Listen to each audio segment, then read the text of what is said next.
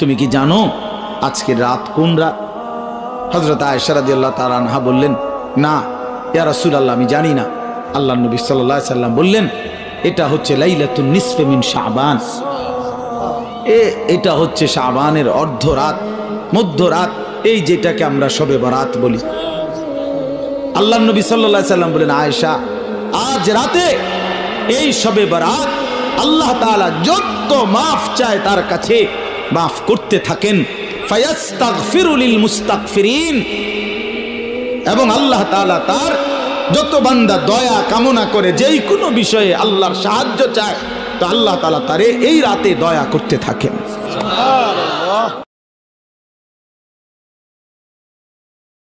শবে বরাত হাদিস সম্মত, 100 হাদিস সম্মত। এটাকে কোনোভাবে তান্ত্রিকতায় নিলে হবে না।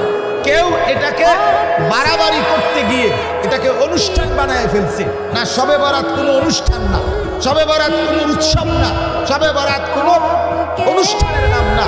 মসজিদ চারিদিকে সাজাইতে হবে, লাইটিং করতে হবে, বিরাট বিরাট বিরানির ডেক পাকাইতে হবে, খিচুড়ি খাওয়াইতে হবে, জিলাপি খাওয়াইতে হবে, সারা রাত মাইকে চিৎকার চেঁচামেচি করতে হবে, অথবা কথাবার্তা বলতে হবে না, এমন কিচ্ছু না।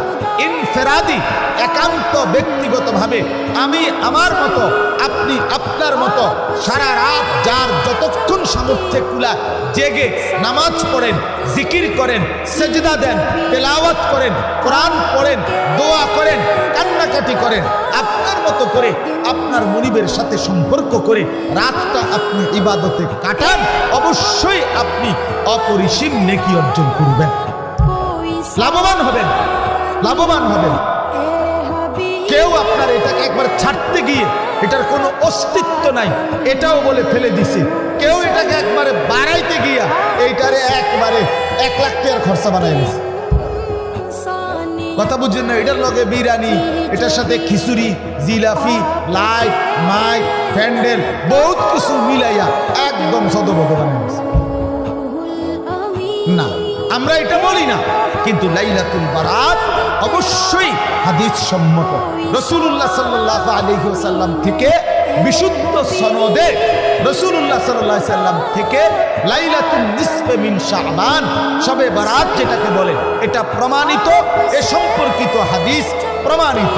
অতএব যদি একান্তই ব্যক্তি পর্যায়ে কেউ বুঝতে হয়, তাহলে আমাদের ওলামায়ে কেরামের কাছ থেকে আপনি কাছে গিয়ে সামনাসামনি বসে বুঝে নেবেন। বলেন ইনশাআল্লাহ।